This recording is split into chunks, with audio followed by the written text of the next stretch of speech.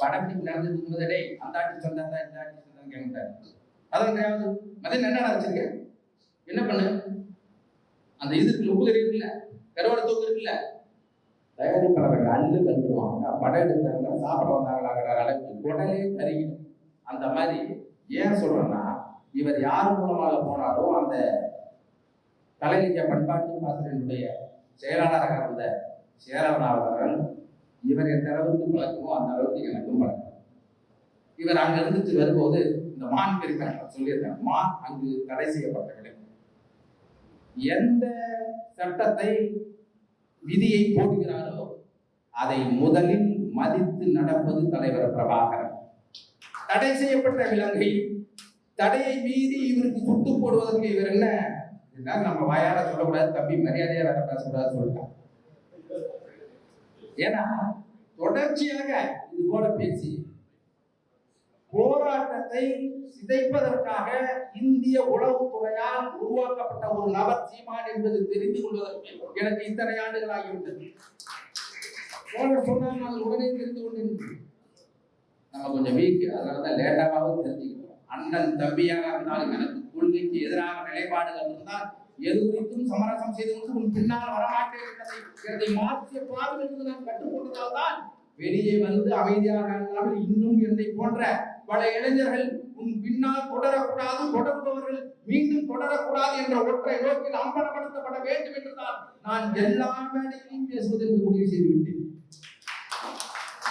இதோ நீங்க புதுசா போய் அவர் விஷயத்துல பேசுறாரு. அவர் வந்து பாரதியாரை விமர்சிப்பதற்கு அவர் ஆண்டது, அவர் வாழ்ந்தது 39 ஆண்டுகள். பெரியாரை விட 3 வயதிலேயே அவர் 39 வயதில் எவ்வளவு மாற்றி மாற்றி பாரதியார் பேசியிருக்கிறார். அதை விமர்சிக்க முடியும். அவர் அன்றைய சீமானாக இருந்திருக்கலாம். அவராவது 39 ஆண்டு, இவர் கட்சி ஆரம்பித்து 15 ஆண்டுகளில் இந்த 15 நாட்கள் பாருங்கள், அதிலே திருப்பி திருப்பி பேசுவார். பாரதியார் மீது எவ்வளவு விமர்சனம் வேண்டுமானாலும் இருக்கும். பாரதியாரை சீமானுக்கு எப்பொழுது தெரியும்? அமைப்பு கூப்பிட போதுதான் மனப்பாடம் பண்ணி பேசுவதற்காக படித்து விட்டு போயிருப்பார். நீங்க நினைக்கலாம் அவர் எவ்வளவு பேசுகிறாரே, படித்து விட்டு தான் போவார் என்று. அவர் பெரியாரை பேசிய போதும் சுபவி என்ன சொல்கிறாரோ, அறிவுமதி என்ன சொல்கிறாரோ, குளத்தூர்மணி என்ன சொல்கிறாரோ கேட்டுவிட்டு தான் பேசுகிறாரே, அவர் படித்து விட்டு பேசியதில்லை. படித்திருந்தால் இது மாதிரி பேசவே மாட்டார் என்பதை நீங்கள் புரிந்து கொள்ள வேண்டும். நான் உண்மையை தான் சொல்கிறேன். மிக சிறந்த புத்தகங்கள்லாம் நான் வாங்கி கொடுத்த புத்தகங்களாக தான் அவருக்கு இருக்கும். அவரே பல மேடைகள் சொல்லியிருப்பார். தம்பியிலே அவர் வாங்கி கொடுத்தாரு.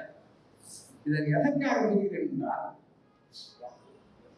நாம் தமிழர் கட்சி நாங்கள் இருக்கும் வரை அது இப்போ ஒரு நாம் தமிழர் கட்சியாகி பல ஆண்டுகள் ஆகிவிட்டது. அவர் விசில் மேடையில் தானே போய் பேசுவார். நான் கூட சொல்லியிருக்கிறேன், உங்கள் பேரை தயவு செய்து சீமான் என்பதை மாற்றிவிட்டு ஸ்ரீமான் என்று மாற்றிக் கொள்ளுங்கள். நாங்கள் யாரும் கேட்கவே மாட்டோம். இதன் மூலமாக இவர் என்ன சொல்றாரு, உங்களுக்கு எது குறித்தும் போக வேணாம். இந்த மண்ணில் பாரதியாரின் கம்பெனியும் தமிழ்நாடு கலை இலக்கிய பெருமன்றம் ஆரம்பித்து கொண்டு போய் சேர்த்தது ஜீவானந்தம். 1965 எங்கள் ஊரில் பெதராயணத்தில் தமிழ்நாடு கலை இலக்கிய பெருமன்றம் என்று ஆரம்பித்து அருகில் நடுவில் ஜீவாவும், இந்த ஆண்டில் என்னுடைய பெரிய தாத்தா டி சண்முகமும், இந்த ஆண்டில் தாத்தா ஆர் கிருஷ்ணனும் அமர்ந்து பாரதி அன்றே நான் உருவாக்கி கொண்டவன் நான். அதற்கு பிறகு இவர்கள் எல்லாம் தெரிந்த பிறகு சிங்கள தீவுக்கு ஒரு பாலம் அமைப்போம் என்ற பாரதியை நான் நிறுத்த தொடங்கினேன். நீ ஈழத்தை ஆதரிக்கிறாய், பிரபாகரனை ஆதரிக்கிறாய் என்று சொன்னால் சிங்கள தீவு யாரும் ஈழத்தீவு என்று சொல்லியிருக்க வேண்டும், இல்லை தமிழர்களின் தீவு என்று சொல்லியிருக்க வேண்டாமா? முன்னிருந்த இலங்கை அரக்கர்களை கொண்டொழித்த வில்லது, அது ஆரிய வில்லதுன்னு மாற்றிக்கார் பாரதியார். அப்பொழுது 92 முரணாக 39 பேசியிருக்கிறாரே. 94 ஆண்டுகள் 3 மாதம் வாழ்ந்த ஒரு தலைவன் எத்தனை முரண்பட்டு பேசியிருப்பான்?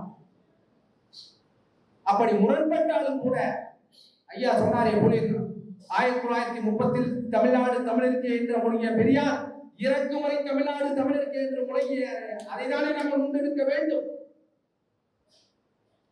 நீங்க எல்லாம் மற்றவங்க எல்லாம் இன்னைக்கு பெரியாரை தவறு என்று சொன்னவர், நீங்கள் அமைதியாக இருந்தால் நாளை கட்டாயமாக அம்பேத்கர் தவறு என்று சொல்லுவார். மறுமுறை மார்க்சியம் தவறு என்று சொல்லுவார். இந்த மார்க்சியரும் அம்பேத்கரும் வாயை மூடிக்கொண்டு அவரை பெரியாரை தானே திட்டினார். நம்மளை இல்லையே என்று நீங்கள் அமைதியாகிற வரை கட்டாயமாக உங்களுக்கும் இந்த அவதூறு சொல் வரும். நீங்களும் தெருவாக பேச வேண்டும். அதனால்தான் நம்ம பாரதியை விமர்சிக்கவில்லை. விமர்சிப்பதற்கு எத்தனை காரணங்கள் இருக்கிறது. நமது ஒற்றை நோக்கம், நான் சீமான் கட்சி, இன்னொன்று சொல்ல போனா என் பிள்ளைகளே சொல்லுங்க, என் பொண்ணு, என் பொண்டாட்டி கட்சியில யாரு பதில் சொல்றாங்க அவங்களுக்கு சீமானுக்கு யாரு பெரிய சொல்றாங்க. உங்க ஒரே நோக்கம் சீமான் ஆயிடுச்சு. நான் சும்மா இங்க நிற்கல, வீட்டோடு அத்தனை ஆதரவோடும் சேர்ந்து கொண்டுதான் இங்க வந்து நிக்கிறான். எனக்கு வரும்போது நிறைய போன் போட்டு அங்க போகக்கூடாது இங்க போகுது மறக்காண்ட அப்படிங்களா. நீங்க படிக்கிற பள்ளிக்கூடத்துல நீங்களா எல்கேஜி, நான் தாளாளரா தம்பி. சீமானுக்கு வேற வர்றதுக்கே பாத்துருங்க. 2-3 கூட்டத்துல தகராறு வந்தா டேய் பாண்டியா எங்க இருக்க போய் பாருன்னு சொல்றாரு. பாத்துருங்க. இதுக்கெல்லாம் பயப்படுறதுக்கு சீமான் போன்ற போலி தமிழ் தேசியவாதி இல்ல. நான் இது வரைக்கும் ஒரு இடத்துல கூட சொல்லல ஈழத்துக்கு சீமான் நான் செய்த பொருளை கடத்திய ஆயுத கடத்தியதில் ஒரு விழுக்காடு சீமான் செய்ததல்ல. நான் எந்த வேலையும் சொன்னதில்லை. எந்த தொகுதி இருக்கா? திருச்சி திருவரம்பூர் தொகுதி. நேருவோட கோட்டை அவங்க இங்க ஒண்ணுமே பண்ண முடியாது அப்படிங்கிறாங்க. எப்படி பாக்குறீங்க? புரியல. இந்த நேரு கோட்டை, திருச்சி இந்த மாதிரி நேரு கோட்டை, இங்கெல்லாம் யாருமே எதுவுமே பண்ண முடியாது, திமுக தவிர வேற எந்த கட்சியுமே வர முடியாதுங்கிறாங்க. அது இதுவரைக்கும் பழக்கப்படுத்தின அரசியல்வாதிகள் அவங்களுடைய உளவியல் தாக்கல் தான் அந்த மாதிரி இருக்கு. ஆனா நாம் தமிழர் கட்சி வந்ததுக்கு அப்புறமா இந்த நேர்கோடெல்லாம் வந்து நாம் தமிழர் கட்சிக்கு மட்டும்தான் செல்லுமே தவிர மிச்சம் வேற எந்த கட்சிக்குமே செல்லாது. இதுல சொல்ல போனா ஃபுல் அண்ட் ஃபுல் அவங்க திராவிடத்தை தான் மெயினா வச்சு பேசிட்டு இருக்காங்க. நம்மளுடைய கொள்கை வந்து தமிழ் தேசியம் அப்படின்றதுனால தமிழ் தேசியம் மட்டும்தான் ஃபர்ஸ்ட் முதலிடத்தை பிடிக்கும். கட்டாயம் இந்த நேர்கோடு எல்லாமே சரியாயிடும். வீட்டுல சும்மா அடுப்படையிலே வேலை பார்த்துட்டு கிடந்த ஆளுங்க நம்ம ஆளுங்க எல்லாருமே. ஆமா, இப்போ அரசியல் வர்றீங்க, அரசியல் பேசுறீங்க, உலக அரசியல்லாம் தெரிஞ்சுக்கிறீங்க. எப்படி பாக்குறீங்க சீமான் அண்ணன் வந்ததுக்கு இந்த மாற்றத்தை? ஆமா, எங்களுடைய தலைமுறையவே டோட்டலா எங்களுடைய வரலாறையே 50 ஆண்டு காலம் எங்களுக்கு என்னன்னே தெரியாம சினிமா மோகத்தாலும் சரக்காலும் கோயில் தலங்கள்னாலும் இது 3த்துனாலையுமே ஃபுல்லா எங்களை முடக்கியே வச்சிருந்தாங்க. எங்களை வெளியவே வரவிடாத அளவுக்கு. எங்களுடைய ஆசான் செந்தமிழன் சீமான் வந்ததுக்கு அப்புறம் தான் எங்களுடைய வரலாறே எங்களுக்கு தெரிய வந்திருக்கு. என்னைக்கா ஸ்கூல் படிக்கும் போது, காலேஜ் படிக்கும் போது, வேலைக்கு போகும்போது இந்த மாதிரி நம்ம போய் அரசியல் பேசணும்னு நினைச்சிருக்கீங்க? அப்படி நினைச்சது கிடையாது. ஆனா இப்போ அண்ணன் வந்ததுக்கு அப்புறமா இருக்க ஆர்வம் இன்னும் அதிகமா தான் இருக்கு. எனக்கு இந்த மாதிரி ஒரு வாய்ப்புலாம் வந்து சின்ன வயசுல இருக்கையில முன்னாடி இருந்திருந்தா கூட என்னுடைய அம்மா அது அவங்கள முன்னாடி இருந்த சந்ததிகள் கூட மாறுறதுக்கான வாய்ப்பு இருந்திருக்கு. இதுக்கு முன்னாடி வரைக்கும் இந்த மாதிரி பெண்களுக்கு என்ன சொல்றது, ஆணுக்கும் பெண்ணும் சமம் அப்படின்ற மாதிரி சீமான் அண்ணன் மாதிரி அப்போதைக்கு யாராவது இருந்து அதை செயல்பட்டு இருந்திருந்தாங்கன்னா இந்த பெண் அடிமைத்தனமே பாதி போயிருந்திருக்கும். வீட்டுல யாரெல்லாம் இருக்காங்க? கட்சியில யாரெல்லாம் இருக்காங்க? நீங்க? என்னோட பேரு சாந்தி தட்சிணாமூர்த்தி. நம்ம திருவரம்பூர் தொகுதியோட மாநில ஒருங்கிணைப்பாளர் மகளிர் பாசறையில. என்னோட கணவர் இருக்காரு, பிஹெச்எல்ல வேலை செய்யறாரு. அவர் வந்து பிஹெச்எல்ல நாம் தமிழர் தொழிற்சங்கம் ஆரம்பிச்சிருக்காரு. அதோட பொதுச் செயலாளர் அவர் தான். பேரவையோட துணை தலைவரா இருக்காரு. பெண்கள் எல்லாம் வீட்டுல சும்மா பேசுறாலே ஆமா ஆமா. கட்சியில வந்துட்டு இந்த மாதிரிலாம் பேசும்போது அந்த மாதிரி தான் முரண்பாடுகள்லாம் வந்திருக்குது. நீங்க பெண்கள் எல்லாம் பேச விடாம நாங்க வச்சு பார்த்து பழகிட்டோம். ஆமா. இப்போ வந்து நீங்க இந்த மாதிரி அரசியல் பேசும்போது பாடலாம் பேசணும், அந்த மாதிரி முரண்பாடுகள் ஏதாவதுன்னா? இல்ல, ஒரு சிறிய கூட்டு குடும்பத்துக்குள்ளரவே அந்த மாதிரி முரண்கள் இருக்கு. இது அதை விட ரொம்ப ரொம்ப பெரிய குடும்பம் அப்படின்னு இருக்கையில முரண்கள்லாம் இருக்கு.